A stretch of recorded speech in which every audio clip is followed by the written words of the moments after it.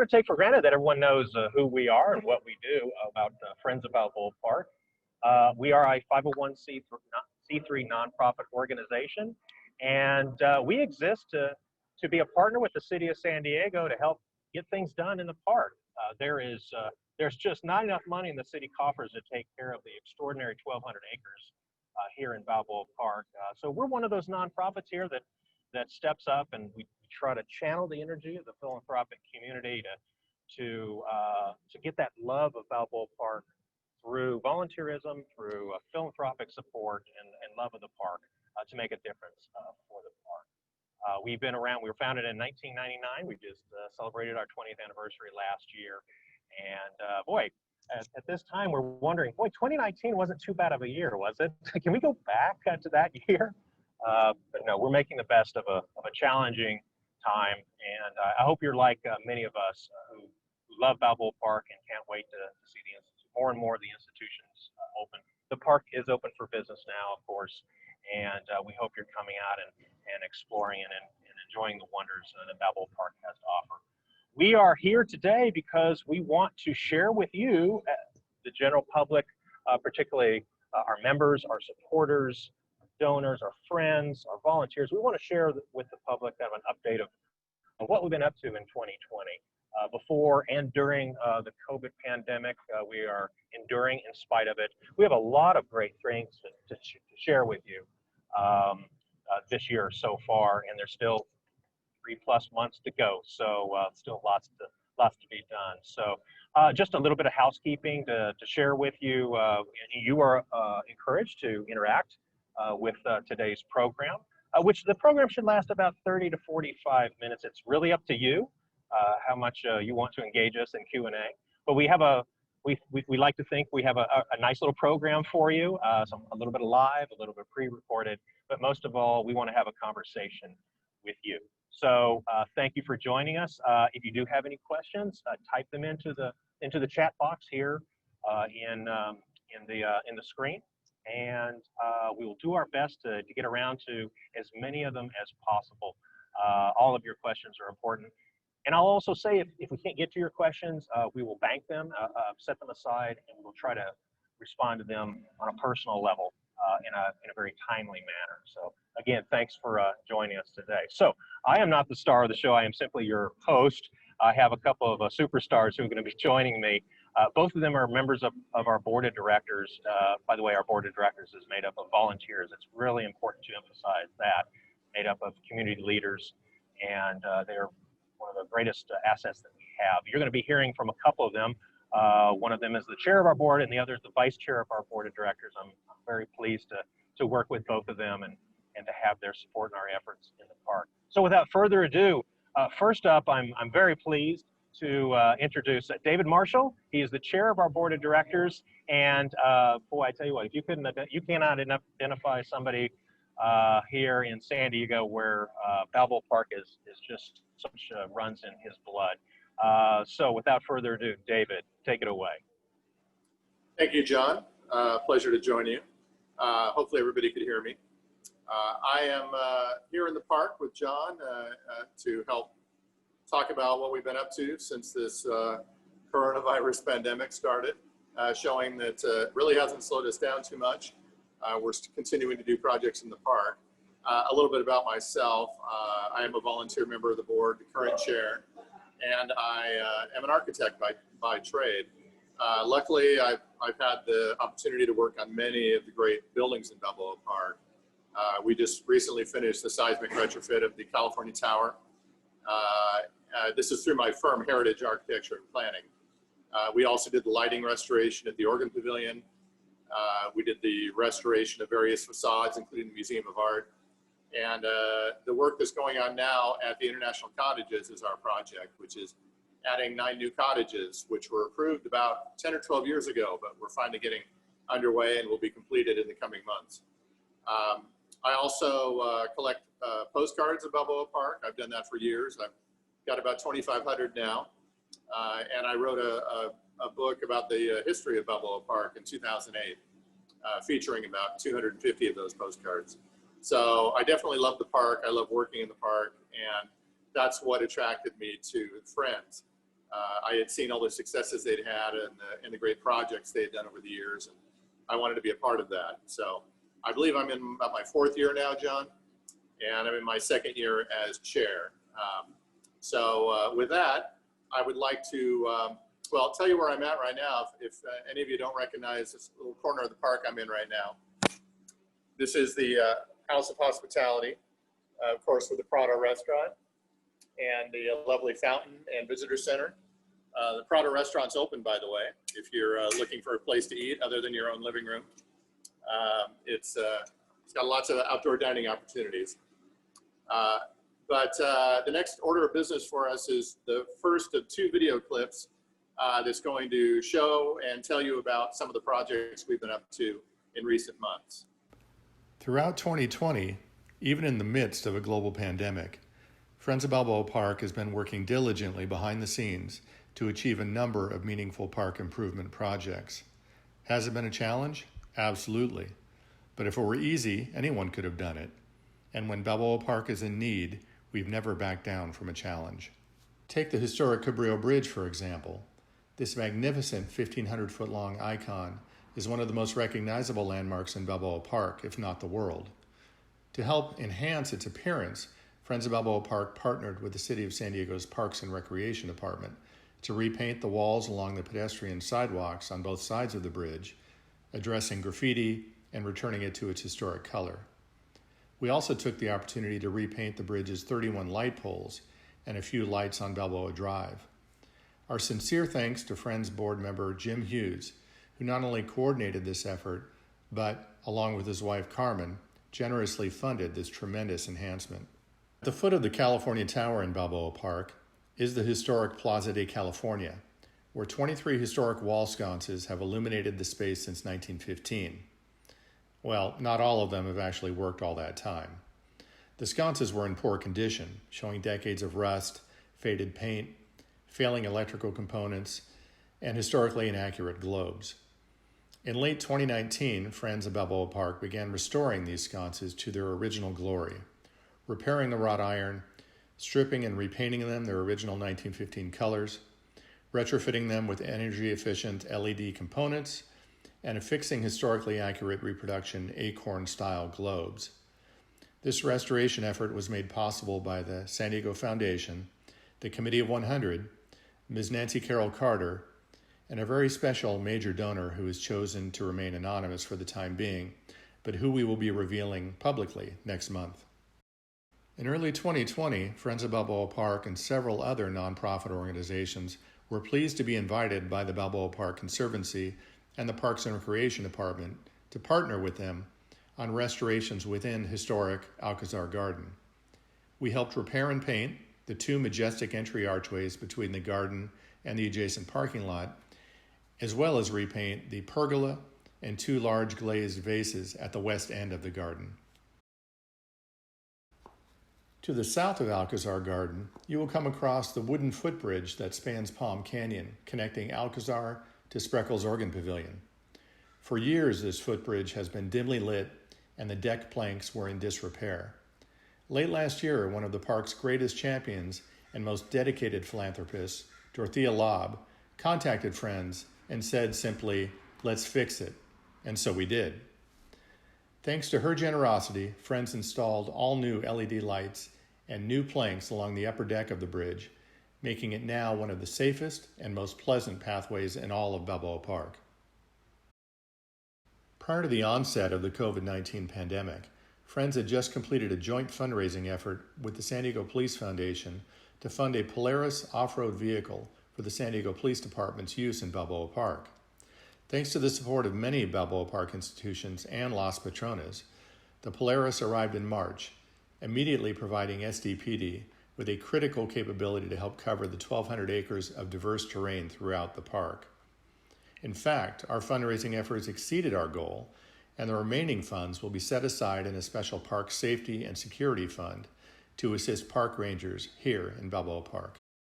Finally, construction officially began on June 1st on one of our most anticipated park enhancements in years, the Morton Bay Fig Tree Deck and Fencing Project. We have already passed multiple inspections, and we are on budget and on schedule. This magnificent tree, the third largest of its species in California, sits between the San Diego Natural History Museum, Spanish Village Arts Center, and the Casa del Prado Theater. The vision of this project is to allow visitors to enjoy the shade of this magnificent canopy and replace the existing unattractive chain link fence, all while ensuring the tree's health and offering greater opportunities for the public to learn about its importance to Balboa Park. We have just about all the funding we need at this point, but we continue to welcome donations to get us to the finish line. On behalf of our board of directors, volunteers, and staff, thank you to park lovers everywhere who have contributed to these wonderful improvements. We hope you are seeing the positive results that come from supporting Friends of Balboa Park. Thank you. All right. I'd like to thank John and his staff, Leslie in particular, for that video. It was great to see an update and great to see the pictures along with hearing the story. Next, I'd like to pass this along. We are going to do a Q&A, but it's going to be after our next video, and we'll be dealing with the Q&A toward the end of the presentation. But next, I'd like to pass it over to our vice chair, my right-hand woman, Sarah Evans, who is right now at the Historic Carousel. Sarah. Hi, David. Thanks for the handoff. It's good to see everyone, virtually even. I'm here at the carousel, as you can tell, which is newly lit. You're going to hear all about that in just a second. And I have the privilege of being here with Bill Brown, who has been a fixture at the carousel for 46 years. As the guy said just now when he was here, there's no way. You must have started before you were born. So before we get started, I want to introduce myself. I'm the vice chair. I've been working with Dave for the past 2 years at the Friends of Balboa Park.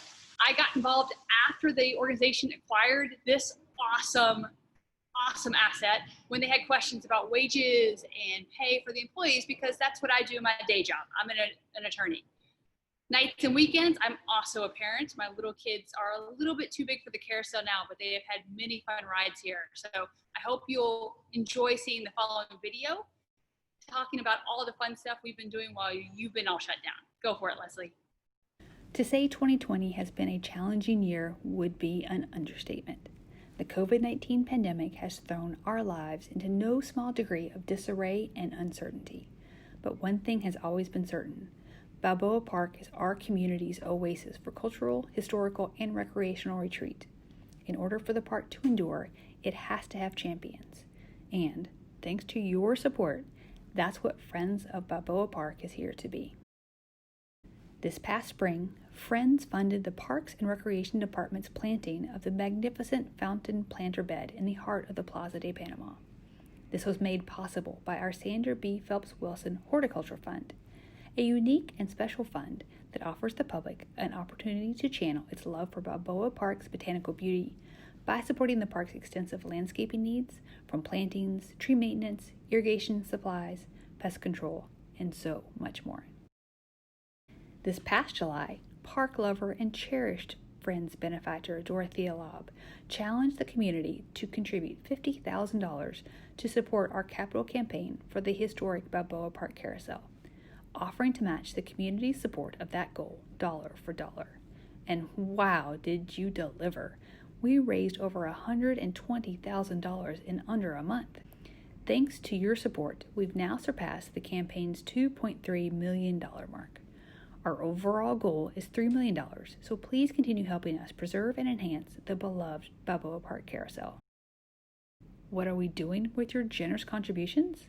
Well, we'd love to show you what we've achieved at the carousel in recent months. We have been implementing a number of critical capital improvements and careful restoration work at the carousel. A major upgrade of the electrical system has gotten underway, from new service to the building to the smallest details, including new energy-efficient LED Edison-style lights that bring much more color, luminescence, and vibrance. We've also restored old light fixtures that now illuminate the beautiful original paintings in the center ring of the carousel. Speaking of paintings, the restoration of each ride is completed by hand. There are no power tools that are used because the original detailing of the hand-carved wood is quite intricate. There are 4 ride restorations that are currently in progress or have recently been completed. The Uncle Sam Chariot, sponsored by Bill and Lori Walton, the Green Frog in the red tuxedo nicknamed Peanut and Chewy, He's always hopping off to the next party all dressed up. The other two rides that are currently in the restoration process are the armored horse nicknamed Spike and a dog named Goldie George that was recently sponsored by Doctors Bob and Julie Novak, the George W. Cowan and Julie Cowan Novak Fund at the San Diego Foundation, and L.S. Graves. Just outside the carousel is the kiddie ride. Earlier this year, the San Diego Women's Club sponsored this 1940s feature, and we were able to make a number of upgrades that really transformed its look, including new fencing, a new control box, carpentry repairs, and a more dynamic color scheme. Wanting to ensure that a thorough documentation of the Balboa Park Carousel's role in our community's heritage is captured, we are also working on securing its historical designation by the City of San Diego. This is not a quick, easy, or inexpensive process, and we wish to thank Al and Kathleen Steele for sponsoring this very important effort. Two other very important initiatives underway are development of a comprehensive set of architectural plans and a structural assessment, both critically important for the next phase of work planned for the building and the site. Recent generous gifts from the Ellen Browning Scripps Foundation and the Bessemer Trust are both contributing to these important studies. And a side note about these recent efforts. Much of this work on the carousel is being performed by our very own staff. Though the carousel has been required to be closed to the public during the pandemic, we decided that we could effectively keep our dedicated staff engaged and offer opportunities to learn new skills by assigning them the task of making many of these great improvements, socially distanced, of course. We're proud of our staff's determination, and we know you'll be astounded by the results of their efforts when we eventually reopen. Finally, please join us at Friends' big upcoming virtual event, the 20th Annual Balboa Park Award Celebration, on Friday, October 16th, 2020 at 5:30 p.m. Once again, we will be honoring excellence in programming, volunteerism, and leadership throughout Balboa Park. We might be socially distanced, but that won't keep us from once again celebrating what's great about our park. To all those who support Friends of Balboa Park, past, present, and future, thank you for helping us make a real difference in this place we all hold so dear, Balboa Park. Yes, thanks to all of you who have helped us make productive use and time of this shutdown caused by our favorite global pandemic of 2020. Our staff has been so dedicated, our board has worked very hard, and our donors, we could not have done it without you. Let's just face facts. Your money makes all of this happen, so we appreciate it. Bill is here with me to answer questions. So if you stump me, he's here. John, I'm gonna hand it back to you to lob us some questions. Well, thank you, Sarah, very much. Well done to both of you. I will admit to our audience that I did see these videos in the during the production, but I tell you what, I'm impressed by them every single time. Not just by your performance in narrating the production, the videos, but also, frankly, our success in recent months, and to have it conveyed from members of our board of directors is very gratifying. As Sarah mentioned, this was because of you, the members of the community. I hope you're seeing the direct result of your support. So thank you very much. So Sarah and David and Bill Brown are hanging around to answer any questions. We are taking your questions, but I will get us started. We did have a few questions that came in earlier that I'm going to, I'll take a few of these myself, but I'll also share them with David and Sarah. And back to David, we did have a question of why did Friends of Balboa Park take on the sconces, the restoration of the sconces in the Plaza de California? Well, it's a good question.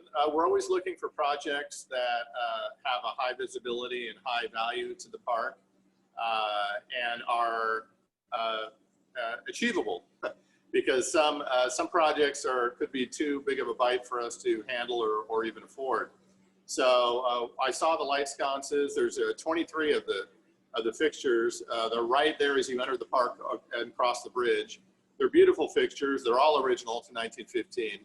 And they were in really poor repair. So I brought it to the attention of the board at one of the meetings and said, I think this would be a good project for us to do.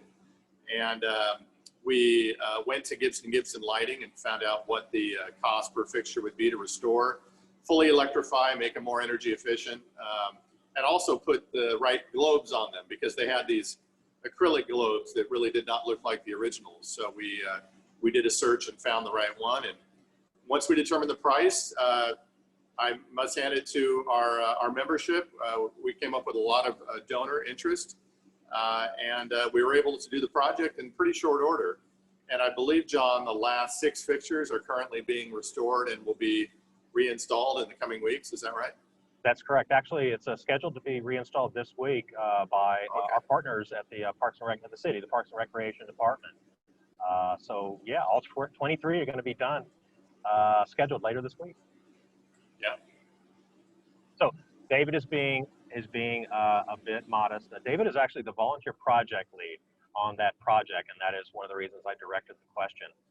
And it's important to emphasize that many of our park improvement projects are actually led by members of our board, volunteers who take these projects on, and staff is just here to support that. So I've got a great question that just came in. This is certainly an objective question, and there's one right answer. So Sarah, I'm gonna put you and Bill on the spot here. So one of our viewers is asking, is there another carousel that rivals ours anywhere else in the United States? So Bill and I talked while I was on mute. Let him answer this one.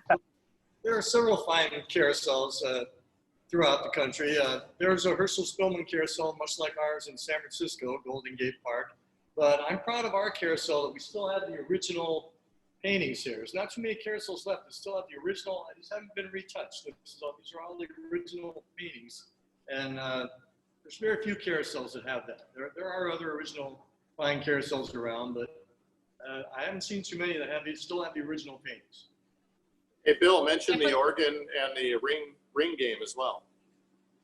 Yes, we still play the brass ring game. There's about a dozen carousels left in the country that still play the brass ring game, but we're one of those, one of the few.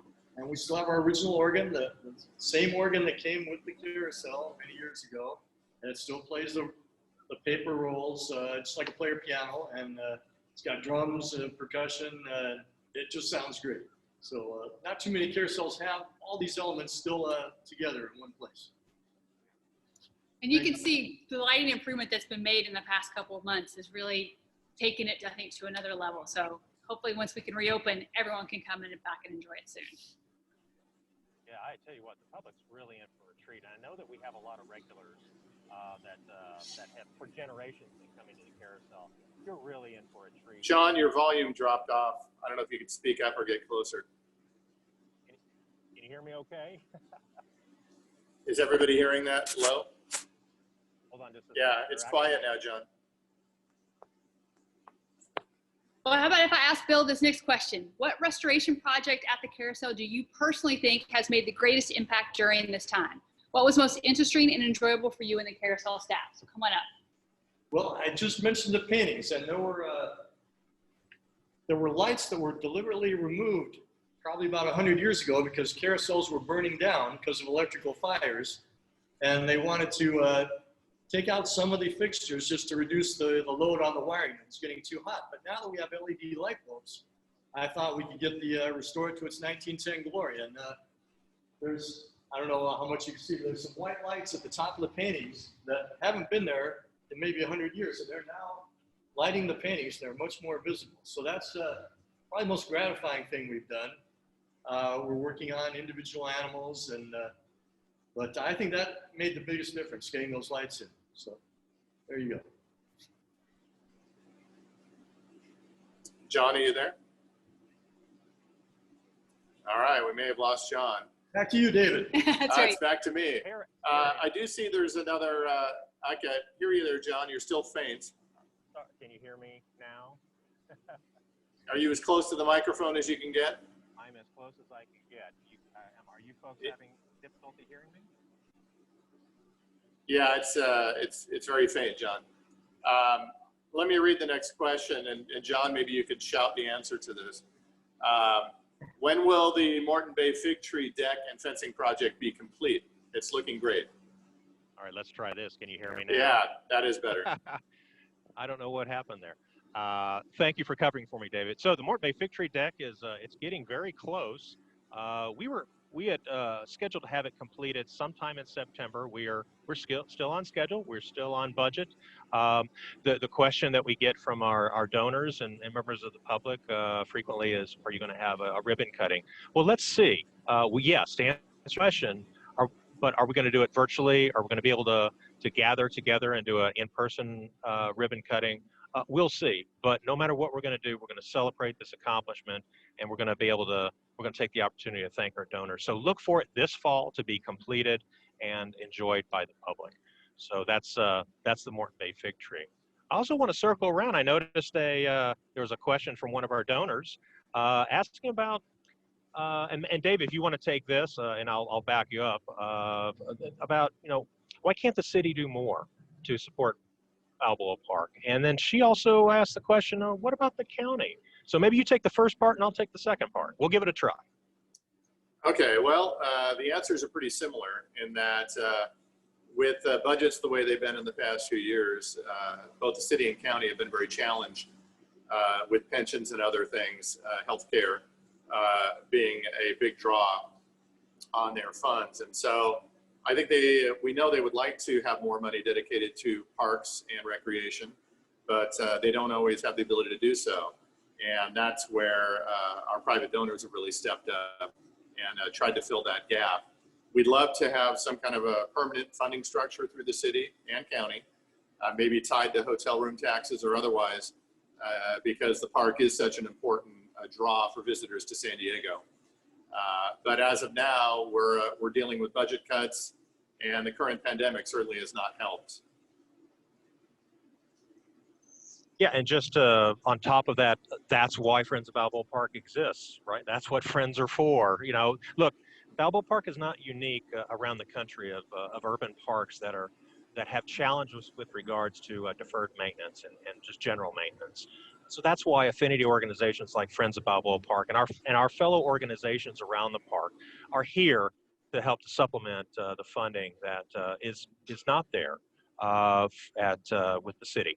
It's important to remember, it's important to remind you, our viewers, that Balboa Park belongs to you. It belongs to the citizens. It's a city park.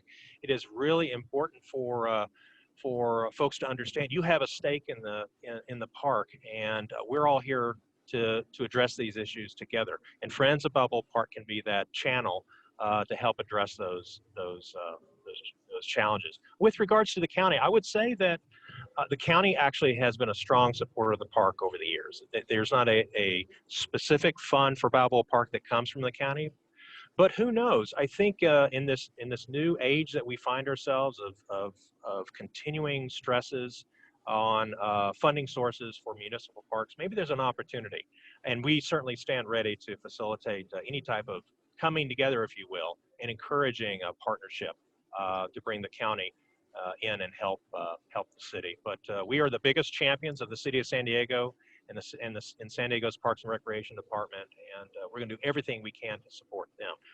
All right, I want to throw it back over to Sarah. Sarah, do you see this really charming question that came in with regards to the paintings at the carousel? So Bill, were the paintings in the interior ring of the carousel created using egg tempera, or I'm not an artist, I apologize, or conventional oils? Thank you, Sarah. These are all oil paintings, and one difference between the oil paint of 100 years ago and the oil paint now is they used lead, which was outlawed in the 70s, but it made the paints much tougher, actually superior to our oil paints nowadays. So that's why they've lasted so long. I mean, these are the original paintings. Look how good they look, and that's because of that one ingredient that we can't use anymore today. But these are oil paintings to answer your question. And I should add that lead is not unsafe. We work with it all the time. It's not unsafe as long as it's not ingested by children. And since they can't even reach those paintings, we're allowed to keep them because they are at a distance and at no risk to the users of the carousel. Oh my goodness. It's good to keep old stuff too. Hey, John, I saw there was a question about Starlight Bowl. Do you want me to try to tackle that one? You read my mind. Please do. Okay. Yeah, there was a question about the amphitheater near the Air and Space Museum, and that is, of course, the Starlight Bowl. The historic name is the Ford Bowl. It was built in 1935 by the Ford Motor Company, say that fast, for the second expo at the same time that the Ford building was built, which is, of course, Air and Space Museum. It's, of course, been closed for the past 10 to 12 years after Starlight closed their operations. And there is an organization now, Steve Stopper, a great volunteer in the park. He is put together, I believe they're called Save Starlight. And they've already done some restoration to the exterior portions and entry of the bowl. I believe they have the offices and the concession stand reopened, and I know they've worked on lighting and sound as well. But they are trying to raise money to restore the building. Maybe it won't be hosting musicals because of the aircraft problem with noise, but they are thinking that it could be a great place for rock concerts or lectures or other musical events. And it'd be great to get that back and running. It is a historic contributor to the district of Balboa Park, so it's not going anywhere, but we're just hoping it can get restored and up and running again soon. Yeah, and Friends of Balboa Park is a strong supporter of what they're trying to do over at Starlight. We certainly stand for all the wonderful historic architecture throughout Balboa Park, going all the way back to the 1915 exposition, and then again to the 1935 exposition, and everywhere in between. So we're great partners. We had a related question from another friend of Friends of Balboa Park about how we work with other organizations around the park, and it's important to emphasize Friends of Balboa Park does not do this all alone. We have great strategic collaborators throughout the park, including Committee of 100, the Balboa Park Conservancy, the Balboa Park Cultural Partnership. We have great partnerships. We collaborate together, pool resources, and we support each other the best that we can to get things done. There's enough work to go around the park to spread that around, and we need each other. I have to circle back around. Arguably our most prominent popular event every year is our annual award celebration. We Friends of Balboa Park hosts and sponsors the official Balboa Park Awards celebration every year. And so we've got a question, and Sarah, would you mind answering this one? Who's receiving awards from us this year at our award celebration? So our Millennium Award is going this year to the Japanese Friendship Garden, which I believe is open now, so you can go enjoy our awardee whenever you want. We also have several volunteers at different institutions who are going to get awards, and even one in memoriam, which is of course sad, but we also want to recognize work that's been done to contribute to the park in the past. And Balboa Park Cultural Partnerships, it's on the tip of my tongue. John, help me. Kristen Mahoko. He's also receiving an award from us at the luncheon or at the event. So please join us and celebrate even people whose names I forget, but in particular, everyone for all their good work here at the park. Oh, yes, and I almost forgot one, but did not. Ranger Kim Duclo is receiving our Lifetime Achievement Award for a life of service to this park, and we can't thank him enough for all he's done. Well, that's a great way of wrapping things up. Speaking of wrapping up, Kim is actually retiring later this year. He's a beloved icon of the park, if you will. And this was just a small gesture, way for Friends of Balboa Park to celebrate his legacy and of contribution to the park and thanking him. And we are going to work hard to keep him in Balboa Park. Now he's going to shift over from a paid employee and as a park ranger, and we're going to make him a volunteer. So, hey, this has been a lot of fun. We promised you folks that we wouldn't take too much of your time. I hope you had a good time. We wanted to be respectful of about a 30, 40-minute time frame here. We actually have a number of questions that have come in. I want to convey to you how much we appreciate your participation. But we are gonna wrap this up. If you enjoyed your time, raise your hand because we are thinking about doing this again, doing this regularly to share with you what's going on in Balboa Park and particularly what Friends of Balboa Park is doing thanks to your support. So with that, I want to thank David, Sarah, Bill. Thank you all very much for being here and joining us on this interaction with the community. I want to thank, again, the members of our board of directors who are just wonderful community volunteers and leaders who set the stage for what we do here with Friends of Balboa Park. I want to thank our members. I want to thank our volunteers, and I certainly want to thank our staff, everybody at the carousel, my administrative staff working very hard behind the scenes. You don't see them very often, though you will see Bill's big smiling face at the carousel when we reopen. Stay tuned. We're just waiting for the governor, waiting for the governor to give us the go-ahead and the guidelines when we can reopen safely and securely to the public, hopefully as soon as possible. So once again, thank you all for joining us. Thank our members, our donors, and most of all, thank you park lovers everywhere for having Balboa Park such a core center of your passion for your philanthropy and your time. I want to thank all the viewers. Thanks for joining us. This recording, these proceedings will be are being recorded, and they will be posted up on our social media channels, including YouTube, later this week. So if you missed us now, or if you want to see it again, catch us later this week. And with that, I'm pleased to say thank you for Friends of Balboa Park. I am John Bolthouse from historic, charming Spanish Village. Take care and join us next time. Thanks, everybody.